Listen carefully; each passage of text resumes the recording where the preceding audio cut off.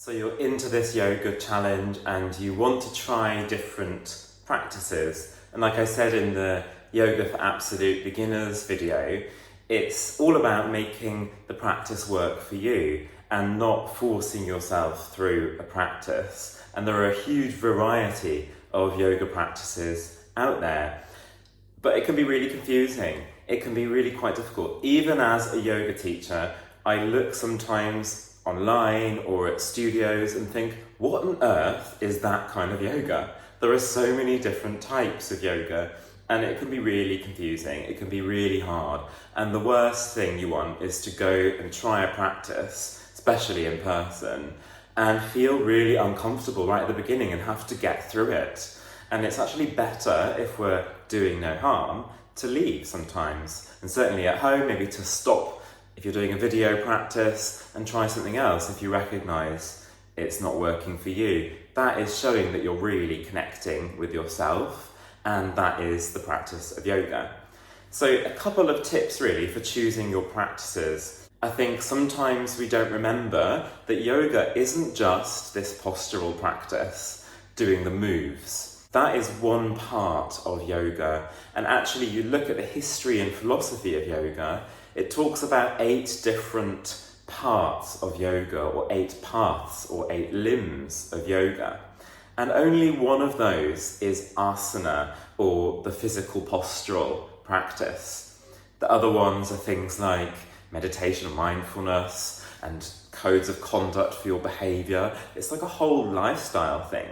So actually, we have to remember that when we're doing yoga every day, is that maybe we can't or don't want to do a postural practice every single day. And so we might want to do something like meditation, mindfulness. We might try and take yoga off the mat and go for a walk, practicing our mindfulness techniques, like really observing the ground beneath our feet, or what can I hear, what can I see, what can I smell?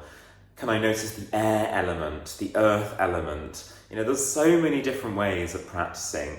And in the postural practice, there are lots of ways. And I'll just go through a couple of the kinds of postural practices that you might want to try.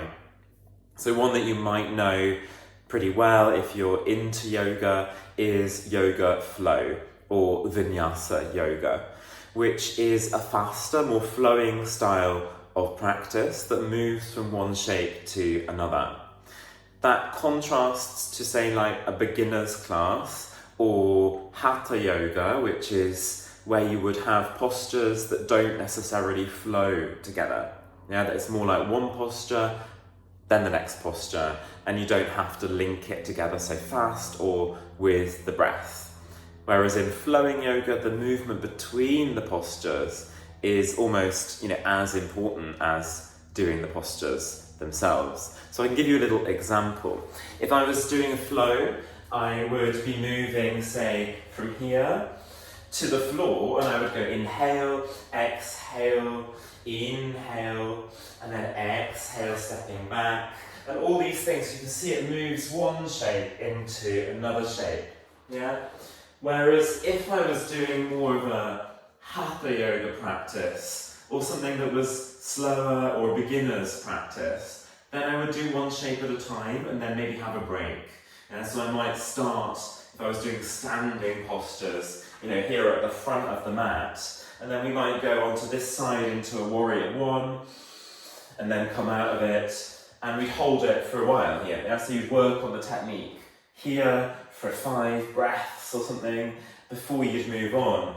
Whereas in a flowing practice, you tend to move one to the next, or at least for part of the class, you would have that going on. I hope that makes sense. And noticing the difference between those kinds of practices might help you decide sort of which one do you want based on where you're at today.